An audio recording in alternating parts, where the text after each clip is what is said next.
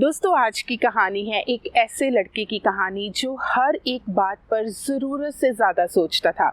अगर किसी ने उसके साथ बुरा कर दिया या किसी ने उसकी बुराई कर दी या उससे कोई गलती होगी, हर एक बात को कई कई दिनों तक सोचते रहना, और इसी कारण वो परेशान रहता था। जिंदगी में कभी भी खुश नहीं रहता था, यहाँ तक कि वह अपने काम पर फोकस भी नहीं कर पाता था।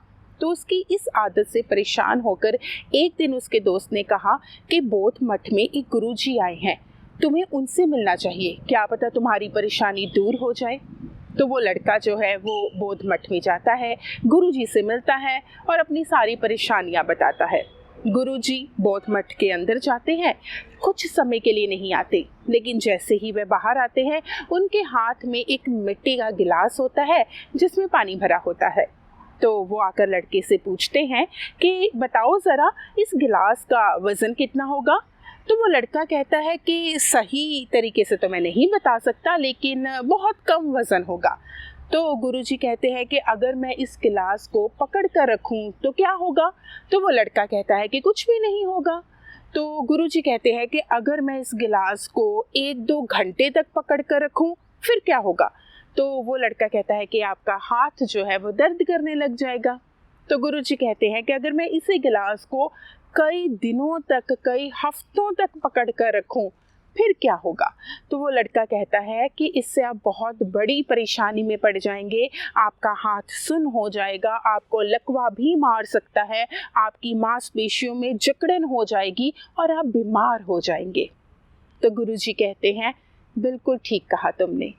ठीक इसी तरह से इस गिलास की तरह हमारी परेशानियां होती हैं।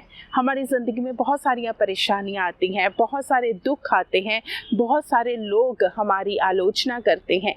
अगर हम अपनी परेशानियों के गिलास को, अपने दुखों के गिलास को कई कई दिनों तक पकड़ कर रखेंगे, यानी कि उनके बारे में सोचते रहेंगे और भगवान को कोसते रहेंगे, तो कभी भी हम खुश नहीं हो पाएंगे। हम बीमार हो जाएंगे, शारीरिक रूप से भी और मानसिक रूप से भी।